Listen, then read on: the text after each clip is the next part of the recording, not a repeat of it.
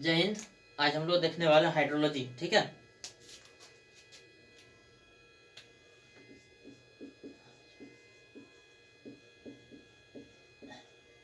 ये हाइड्रोलॉजी क्या होता है? देखिए, यहां से यहां तक अगर काटेंगे ना तो इसको हाइड्रो हाइड्रो मतलब क्या होता है? जल। ठीक है, और लॉजी का मतलब क्या होता है? अध्ययन करना यानी कि पढ़ाना। ठीक है, या पढ़ना, जल के बारे में पढ़ना, ये हाइड्रोलॉजी कहलाता है। अब जल के बारे में हम लोग कैसे कैसे पढ़ेंगे, आप ही सोचिए। तो देखिए, जैसे जल के बारे में कैसे कैसे पढ़ेंगे, जैसे मान लिया कि जल अब कैसे बनता है, जल कैसे बनता है, जो बारिश होती है, बारिश कैसे होती है। उसके बाद हम लोग ये भी देखेंगे कि जो हम लोग का पूरा पृथ्वी में कितना पानी की मात्रा है। ठीक है, पूरा जैसे हम लोग बोलते हैं ना कि 4 भाग में से 3 भाग पानी है, ये बात सही है। तो कितना है नहीं है उसको देखेंगे। इसमें से ध्यान दीजिएगा, इसमें से पीने योग्य पानी कितना है, इसमें से सलाइन वाटर कितना है, यानी कि नमकीन पानी, यानी कि सिर्फ पानी में गिनती आएगा, सिर्फ और सिर्फ पानी में, यानी कि जिसको बोलते हैं डीजल वाटर।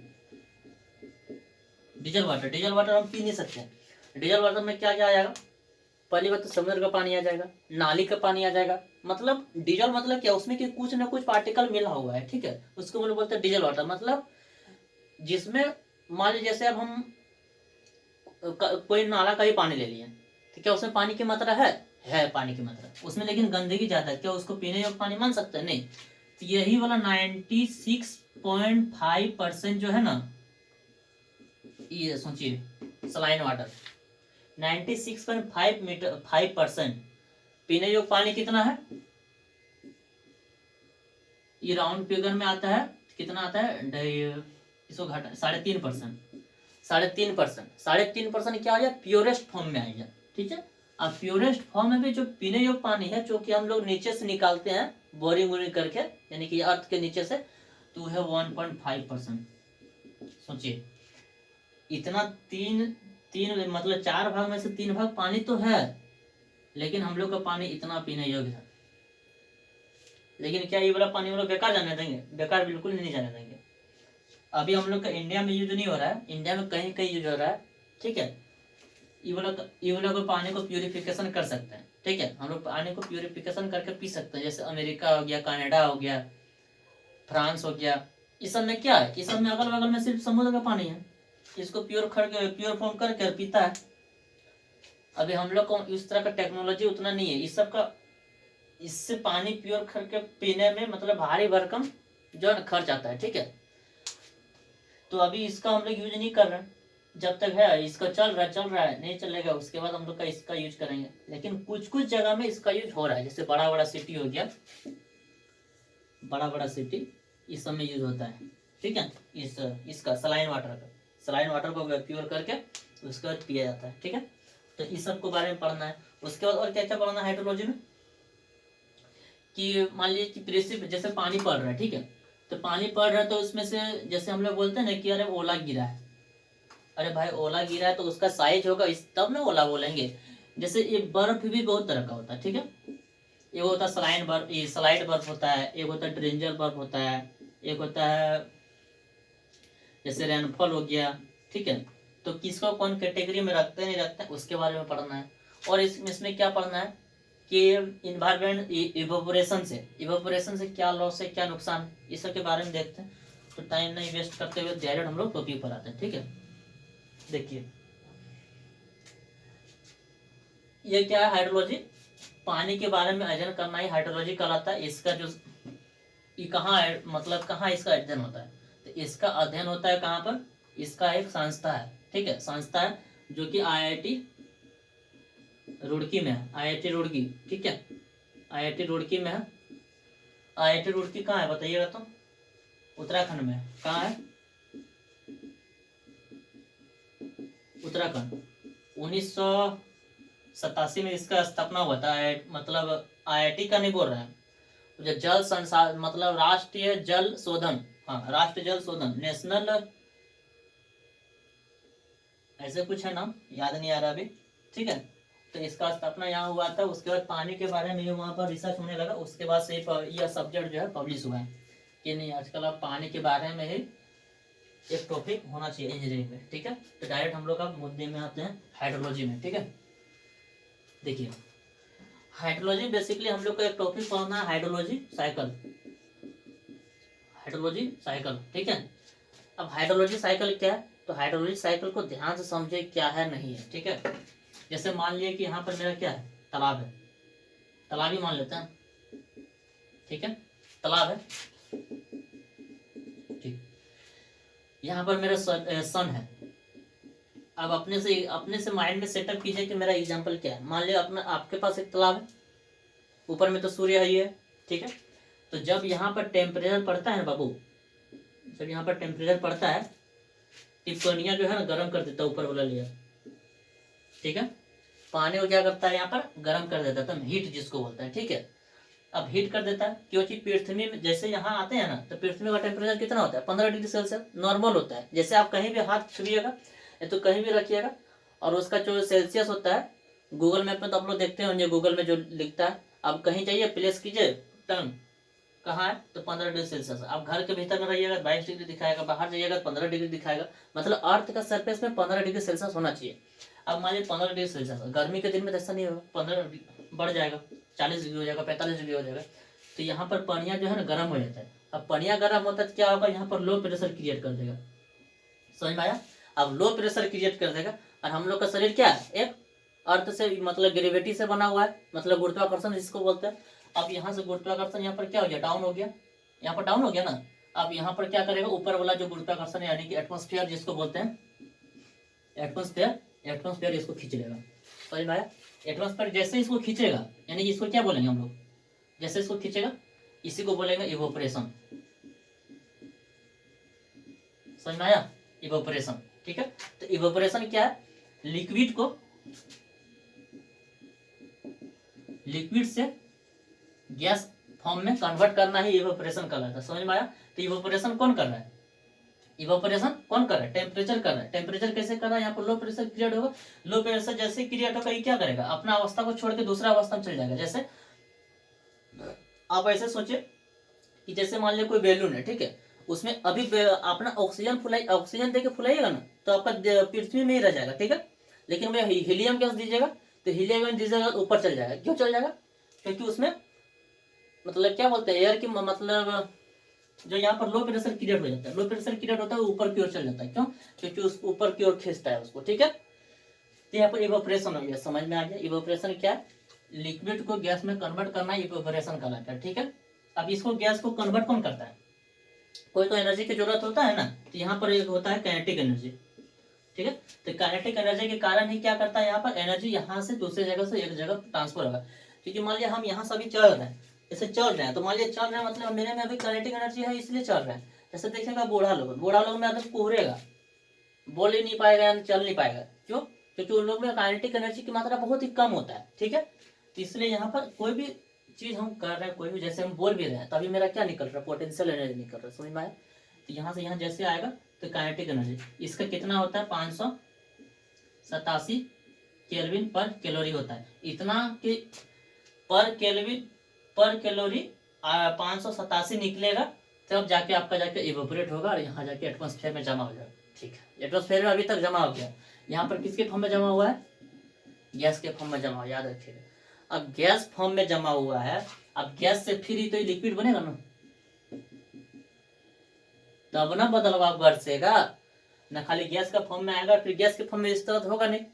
ठीक है, तो गैस का जैसे लिक्विड से गैस का फॉर्म में, जैसे गैस से लिक्विड के फॉर्म में आएगा, तो यहाँ से यहाँ जैसे गैस से, यानी कि गैस से लिक्विड, तो गैस से लिक्विड होने में कितना समय लग रहा है उसको हम लोग क्या बोलते हैं, उसको हम लोग क्या बोलते हैं, जैसे गैस से लिक्विड में हो रहा है। ठीक है, तो उसको हम लोग क्या बोलते हैं, गैस से लिक्विड में। समझो ध्यान से, गैस से लिक्विड में हो रहा है तो उसको हम लोग बोलते हैं फेज। ठीक है, तो यहाँ से भी यहाँ भी चार फेज होगा। समझ में आया? लिक्विड से गैस एक फेज, गैस से लिक्विड दूसरा फेज, समझ में आया, यानी कि 2 फेज काम करता है। ठीक है, अब यहाँ से यहाँ हो गया, इसी को हम लोग कंडेंसेशन बोलते हैं। गैस से लिक्विड में कन्वर्ट करना क्या कहलाता है, कंडेंसेशन कहलाता है। क्वेश्चन पूछ सकता है गैस से लिक्विड क्या कहते हैं, कंडेंसेशन करते हैं, समझ में आया। चलो अब यहाँ तक आ गया, लिक्विड हो गया। ठीक है, अब लिक्विड हो गया, अब देखिए समझिए, अब बारिश कैसे होता है उसको ध्यान से समझो।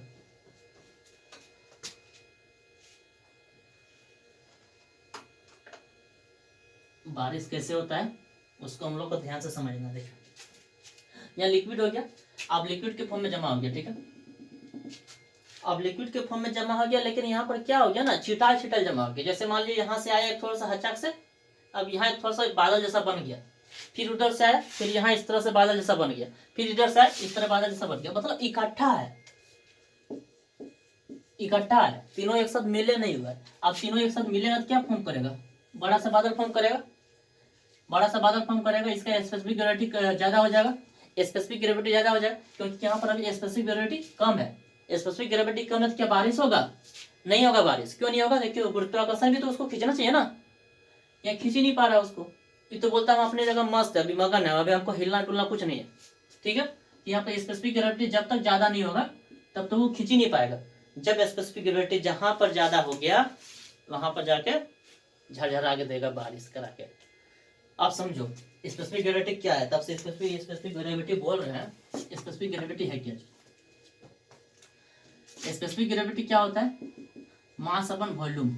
ठीक है, मान लीजिए इतना बड़ा, इसका हिंदी क्या हो गया, प्रति एकांक आयतन में कितना मेरा द्रव्यमान है, प्रति एकांक आवेश में मतलब कि मीटर क्यूब में कितना मेरा केजी मास है, उसको बोलते हैं। जैसे अब एक गिलास लीजिए, एक गिलास लीजिए, यहाँ तक पानी है, यहाँ तक पानी है, मतलब कि यहाँ पर इसका कितना खाली है, इतना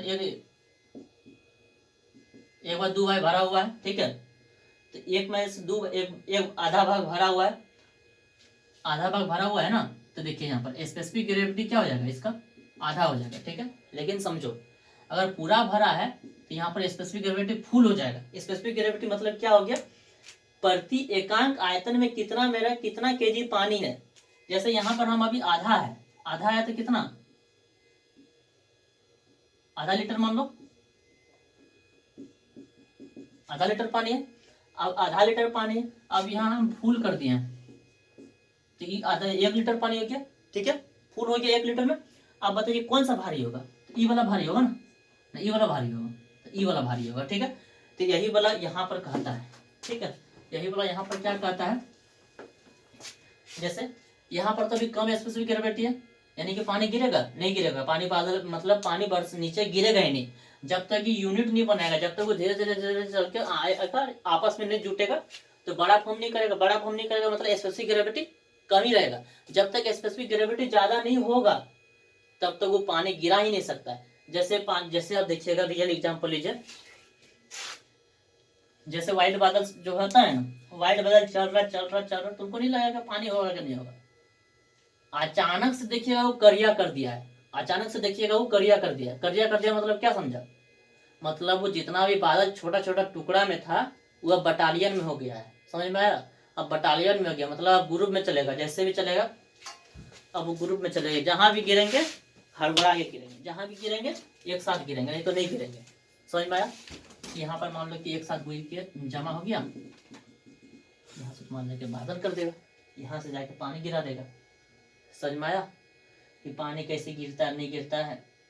तो स्पेसिफिक ग्रेविटी जब तक उसका ज्यादा नहीं होगा, प्रति एकांक आयतन पर कितना मास है, कितना द्रव्यमान है, ठीक है, उस जब तक वो ज्यादा नहीं होगा तब तक मेरा पानी होगा ही नहीं होगा। ठीक है, नहीं बोलते हैं कभी कभी पनिया तो लगाया था लेकिन हुआ नहीं, क्या बात है, अरे भाई साहब पनिया लगाया था तो उसका स्पेसिफिक ग्रेविटी कम था, जब तक वो ज्यादा नहीं होगा कैसे गिरेगा।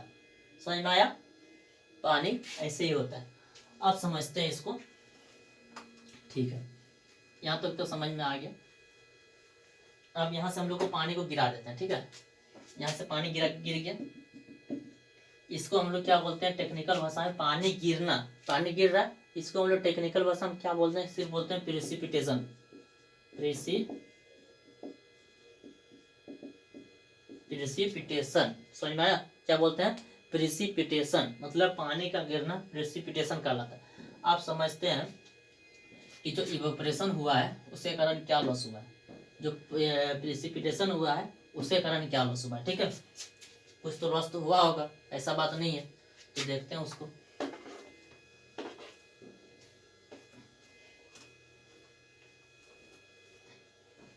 देखिए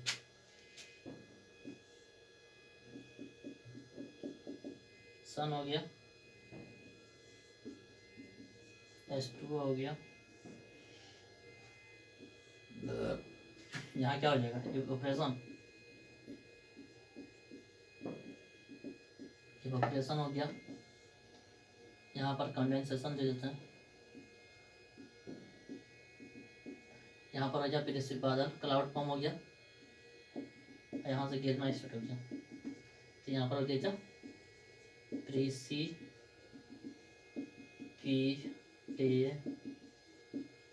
ठीक है। और इवेपोरेशन किस कारण से क्या होते हैं?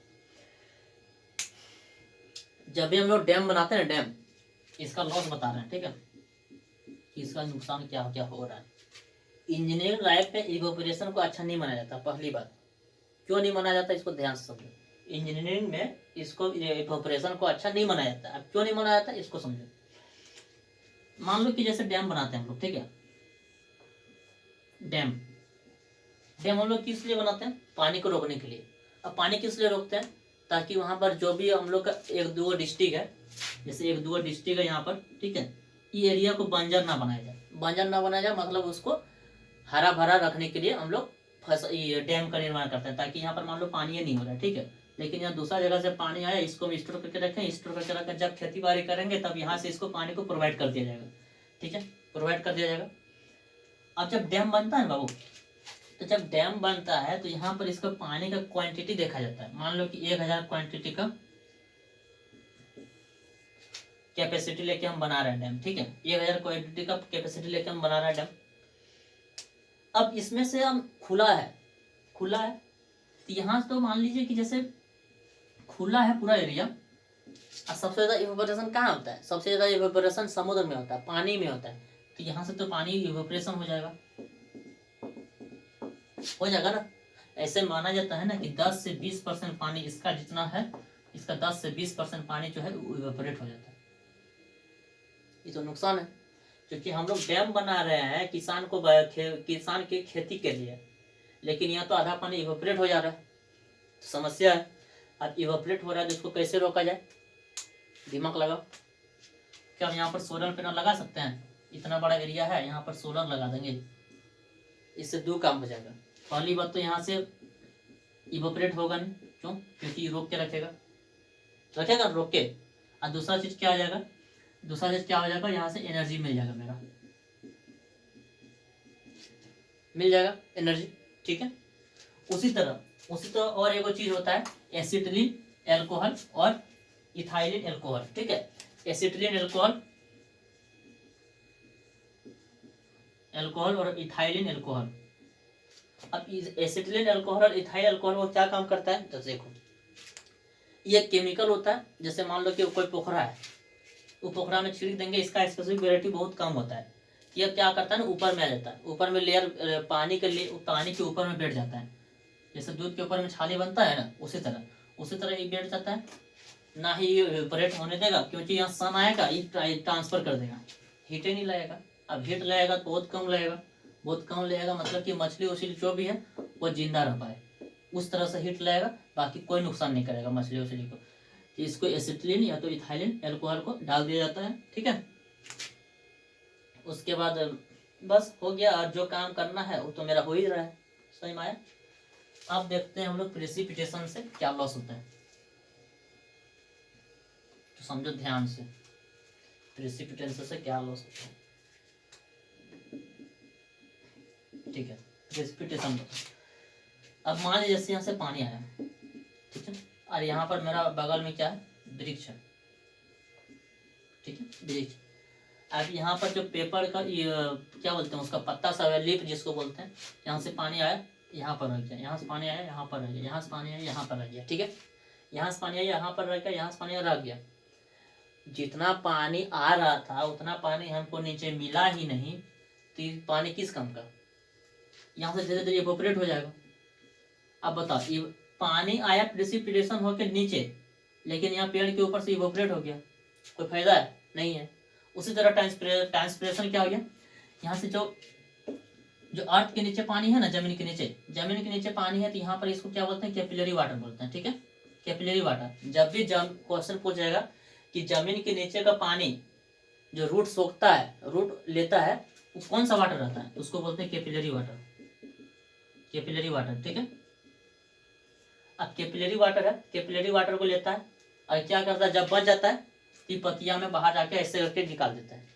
यहाँ से भी ट्रांसपिरेशन हो गया, इसको हम लोग क्या बोलते हैं? ट्रांसपिरेशन हो गया। समझ में आया? अब एगो दूसरा तीसरा नुकसान क्या होगा? इवोपो ट्रांसपिरेशन। इवोपो ट्रांसपिरेशन। अब इवोपो ट्रांसपिरेशन क्या है, इसको समझो। इवोपो ट्रांसपिरेशन मतलब क्या हुआ? Transpiration plus evaporation. Transpiration plus evaporation को ही मिला के हम लोग बोलते हैं इवोपो ट्रांसपिरेशन। अब वृक्ष के नीचे तो हम लोग तो क्या होता है? ट्रांसपिरेशन होता है, वो तो जान गया, ठीक है, कोई दिक्कत नहीं। अब जो मान लो कि यहाँ जो अगल बगल का इसका सराउंडिंग एरिया में जो जमीन है, सराउंडिंग एरिया में, इससे क्या होगा? जमीन के अंदर से इवोपरेशन होगा, मतलब धीरे धीरे धीरे धीरे क्या करेगा?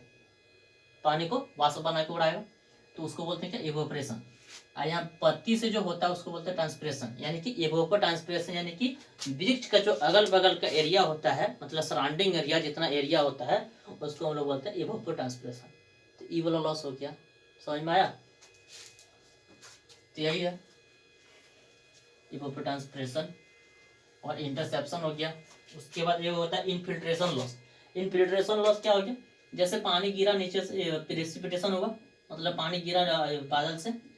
अब यहाँ पर पेड़ में, यहाँ जो जमीन है, जमीन के अंदर मतलब पूरा ड्राई सॉइल है, ड्राई मिट्टी है। तो यहाँ पर आया डायरेक्ट मिट्टी, सॉइल जितना पानी लिया, अब वो नीचे ही चल गया। जैसे आप इसका एग्जांपल ले लीजिए, जैसे आप खेत में पानी पटाते हैं, खेत में पानी पटाते हैं, जैसे मशीन स्टार्ट होगा, नाले के थ्रू अगर पानी जा रहा है, हम जो जनरेटर वाला है, जमींदार है, वो मशीन को स्टार्ट करके घड़ी देख लिया कि देखो 9:50 में स्टार्ट हो गया आपका मशीन।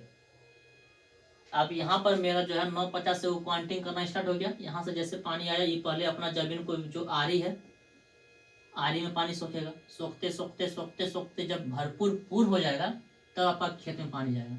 1 घंटा तो इसी तरह लग गया। तो ये लॉस है कि नहीं है? तो इसी को हम लोग बोलते हैं इंटरसेप्शन लॉस, क्या बोलते हैं? Infiltration loss. समझ में आया? ठीक है।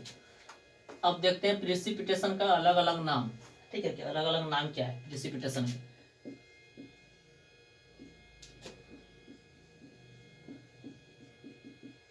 प्रेसिपिटेशन फॉर्म, कौन कौन सा फॉर्म में प्रेसिपिटेशन पाया था? तो पहला तो है प्रेसिपिटेशन कैसे होगा, मतलब जैसे पानी गिर रहा है तो कैसे गिरेगा? पहला तो रेनफॉल हो गया, तो पहला नाम दे देते हैं रेनफॉल। ठीक है, रेनफॉल का 3 कैटेगरी होता है। अब रेनफॉल का साइज क्या हो गया? जैसे मान लो पानी गिर रहा है तो उसका साइज तो कुछ होना चाहिए ना, ना ऐसे ही गिरेगा। तो इसका साइज होता है 0.5 से 6 mm। आप ऐसे सिंपल समझिए कि जो मेरा दो जो 2 अंगुली यहाँ पर जो 2 लकीर है, उसको हम लोग 10 सेंटीमीटर बोलते हैं, मतलब 1 सेंटीमीटर बोलते हैं। ठीक है, तो इसका आप 0.5 की जगह सोचिए कि 1 से, मतलब आपको 1.5 गुना करना पड़ेगा। तो आप सोचिए कि इतना, समझ में आ रहा है? एकदम छोटा सा mm में जिसको बोलते हैं, बहुत छोटा सा आता है। तो इतना का फॉर्म में हम लोग का बाद पानी गिरता है, जो बूंदा बूंदा नहीं गिरता है, उसको अगर मेजर कीजिएगा ना, तो ये 0.5 से 6 mm के बीच में आता है। समझ में आया? अब इसको कौन से कैसे कैटेगरी में रखते हैं उसको देखते हैं। तो देखिए, अगर 2.5 से कम है, ठीक है, 2.5 से कम है, मतलब क्या कि 1 घंटा में, मान लीजिए कि 1 घंटा में इंटेंसिटी में जिसको बोलते हैं, 1 घंटा में कितना mm पानी हो रहा है? तो 2.5 mm पानी हो रहा है। समझ में आया? 2.5 mm पानी हो रहा है, इससे कम हो रहा है तो उसको हम लोग बोलते हैं क्या? Light rainfall. समझ में आया? इसको क्या बोलते हैं? Light rainfall. और जो हैवी रेनफॉल होता है, जो मतलब जो नहीं बोलते हैं मूसलाधार बारिश, तो हेवी रेनफॉल में क्या होता है 7.5 mm से हमेशा ज़्यादा होगा। मतलब क्या mm/आवर, 1 घंटा में अगर 7.5 यानी कि सोच लिए इतना, अगर जब मापिएगा ना, पानी को हम लोग कैसे मापते हैं कि कितना पानी हुआ नहीं हुआ। जैसे 1 घंटा में बोल दें कि इतना पानी हुआ, तो कैसे मापेंगे, अनुमान तो लगाएंगे नहीं, तो उसका हाइट मापते हैं। जैसे मान लीजिए पानी है, यहाँ मेरा खेत है, यहाँ तक पानी हुआ, तो खूब से खूब यहाँ तक पानी का लेयर बनेगा, ठीक है। इसको हम लोग बोलते हैं कि आपका 7 mm/घंटा पानी हुआ है। मतलब अगर आप खूब से खूब अगर 10 घंटा पानी इस तरह का रफ्तार से होते रहेगा, तो सोचिए आप कैलकुलेट कर लीजिए कि कितना पानी हुआ। जैसे मान लीजिए कि 5, यहाँ हम 7 ले लिए, ठीक है, 7 ले लिए, 1 घंटा में 7 mm, 10 घंटा में 10 घंटा कंटिन्यू पानी देगा तो 70 mm, यानी कि 7 सेंटीमीटर, समझ रहा, इतना, यानी कि ठेवनावर पानी हो जाएगा इतना, 1 घंटा उस तरह से लगातार देते रहेगा। तो यही सब है। अब यहाँ हेवी रेनफॉल बोलते हैं 7.5 mm से mm/आवर से ज़्यादा होना चाहिए। बीच का भी तो होगा ना, इसके बीच का, तो इसको यहाँ टेक्निकल टर्म में बोलते हैं मॉडरेट, लेकिन इसको हम मीडियम भी बोल सकते हैं। लेकिन मीडियम जो है ना, टेक्निकल भाषा में इसको मॉडरेट ही बोलते हैं। तो मॉडरेट ही बोलते हैं जिसको क्या हो गया, कितना कितना आ जाएगा 2.5 से 7.5 के बीच में आ जाएगा। समझ में आया, ये हो गया क्या, हाँ रेनफॉल हो गया। एक होता है क्या, एक होता है रेनफॉल हो गया, एक होता है स्नोफॉल। स्नोफॉल कहाँ देखने को मिलता है, जो पहाड़ी इलाका में, जैसे ये जम्मू कश्मीर हो गया, श्रीनगर हो गया, ये क्या बोलते हैं, शिमला हो गया, मनाली हो गया, नैनीताल हो गया, उत्तराखंड हो गया, इस सब में आपको स्नोफॉल देखने को मिलता है, ठीक है। अब स्नोफॉल कैसे होता है, कैसे समझो बोले, देखो हम लोग जो अभी अर्थ में है, यहाँ से जैसे जैसे हम 165 मीटर ऊपर जाएंगे ना, जैसे जैसे 165 मीटर ऊपर जाएंगे तो 6 डिग्री सेल्सियस घटता है, ठीक है, 6 डिग्री सेल्सियस घटता है।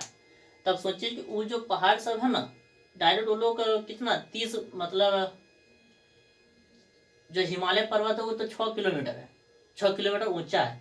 तो 6 किलोमीटर ऊंचा है, तो आप हिसाब कर लीजिए कि कितना होगा, 10 डिग्री सेल्सियस, 30 डिग्री सेल्सियस तो ऐसे ही हो गया। तो 30 डिग्री सेल्सियस वहां पर डायरेक्ट घटा, ठीक है। अब डायरेक्ट घटा तो वहां पर जैसे बादल जैसे यहाँ से फॉर्म हुआ, पानी गिरना स्टार्ट हो, ये बर्फ आइस का फॉर्म में ही गिरता है, ठीक है, किसके फॉर्म में गिरता है, आइस के फॉर्म में। तो हम लोग का 10 किलोमीटर नीचे है, तो यहाँ से हवा के वेव से टकराते टकराते टकराते टकराते ये पानी के फॉर्म में आ जाता है। देखिएगा अगर जब हड़बड़ा के पानी गिर रहा है ना, तो हम लोग को ये बर्फा गिरने देखने को मिल जाता है। अब खूब से खूब 1 मिनट लगेगा और पिघल जाएगा। लेकिन वही श्रीनगर, हिमालय, नैनीताल, शिमला, मनाली, कुल्लू, इस सब में क्या है, इस सब में पहाड़ी हिमालय क्षेत्र है, यानी ऊंचाई वाला क्षेत्र है।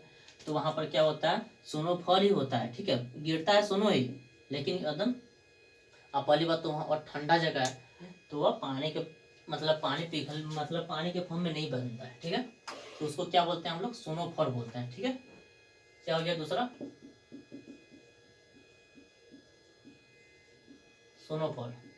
एक होता है ग्लेज, ठीक है, एक होता है क्या बोलते हैं उसको, स्लाइड। ये ट्रांसपेरेंट होता है, ये ट्रांसपेरेंट होता है, ठीक है। उसके बाद ये हो गया ग्लेज। ग्लेज मतलब क्या हो गया, और स्नोफॉल। और ये क्या होता है, ग्लेज हो गया, स्नोफॉल हो गया, उसके बाद स्लाइड हो गया, उसके बाद